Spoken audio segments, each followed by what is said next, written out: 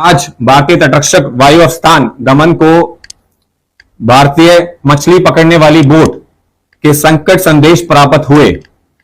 उस बोट में पिछले लगभग काफी घंटों से पानी में डूबे जाने की आशंका थी और उसमें डूबने का गंभीर खतरा उत्पन्न हो गया था।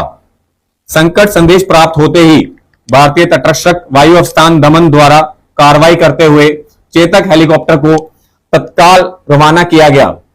हेलीकॉप्टर संकटग्रस्त नौका के निर्धारित स्थान पर पहुंचा और प्रभावी बचाई कार्रवाई के माध्यम से सभी 9 मछुआरों को सुरक्षित बचा लिया गया।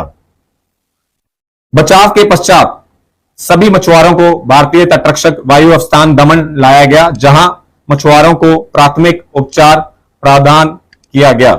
इसके उपरांत तीनों घायल मछुआरे को आवश्यक मेडिकल असिस्टेंस उपचार हेतु सरकारी अस्पताल भेजा गया। भारतीय तटरक्षक की तत्काल कार्रवाई से एक संभावित बड़ी समुद्री दुर्घटना को टाला गया। यह कार्रवाई समुद्र में जीवन की सुरक्षा तथा मछुआरों की सहायता के प्रति भारतीय तटरक्षक की अटूट प्रतिबद्धता को दर्शाती है। नाम जयमाला से बोट 8 किलोमीटर चाली ने एंजिन पकड़ाई गई।